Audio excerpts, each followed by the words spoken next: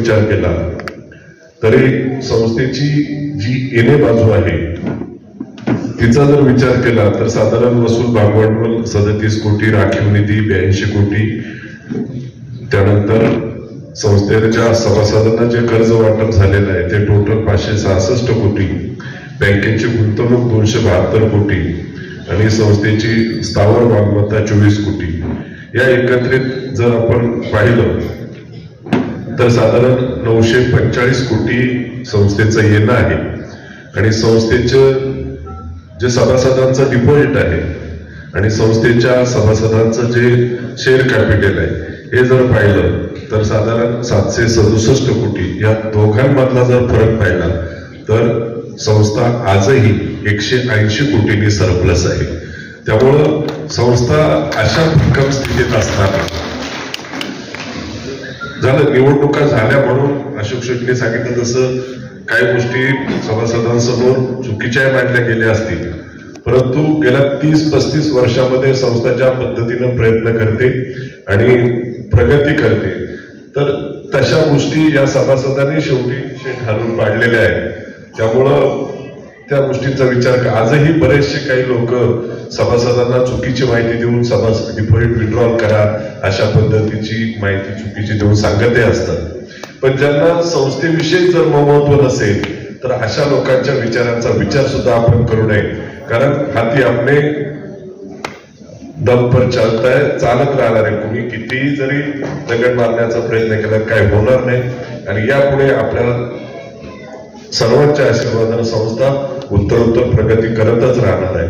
विद्यार्थ्यांच्या बाबतीत हा जो उपक्रम आहे आपण दरवर्षी 5 ठिकाणी करत असतो. मागच्या रविवारी वडोददेवला काळा चौकी या ठिकाणी रविवारी सकाळी झाला, दुपारी नवी मुंबईतील विभागासाठी विरुळ येथे झाला, काल संध्याकाळी पुण्यामध्ये झाला आणि आज सकाळी आपला हा कार्यक्रम आणि बरोबरीनं आता नारायणगावला एक कार्यक्रम तिथल्या विभागातील सभासदांच्या पाल्यांसाठी सुरू आहे.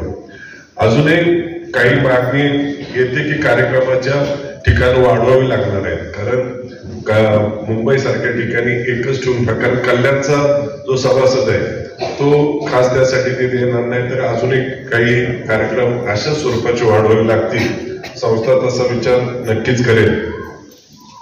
मुळात हा कार्यक्रम घेण्यामागचा उद्देशच हा असतो की लहानपणी प्रत्येक मुलाला वाटत असतं की मी जो प्रयत्न केला, मी जो अभ्यास केला ते माझ्या पाठीवर कोणीतरी थाप देणारं कोणीतरी असलं पाहिजे. अर्थात आई वडील असतात पण आता परिस्थिती एवढी बदलते की मुळात आई वडिलांना वेळच नसतो. कारण मोबाईल निबंध मुलांना येत असतील की शाप की वर्तन प्रत्येक गोष्टीमध्ये अशा स्वरूपाचे निबंध असतात.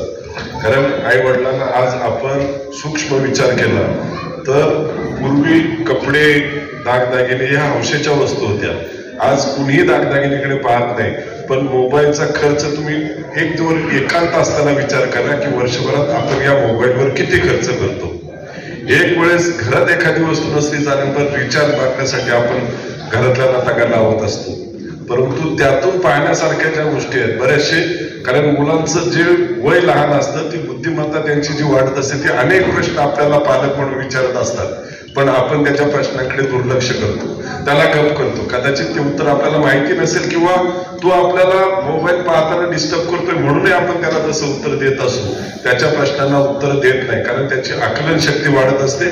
तो आपल्याला शेवटी प्रश्न पालक म्हणून विचारणार आहे हे काय ते काय, पण आपण ते दुर्लक्ष करतो आणि त्यात मोबाईलमध्ये एवढे व्यस्त. आता पूर्वी आता टीव्ही कोण पाहत नाही, नाहीतर आई काय करते ह्या मालिका सगळ्यांच्या तोंडपट होत्या.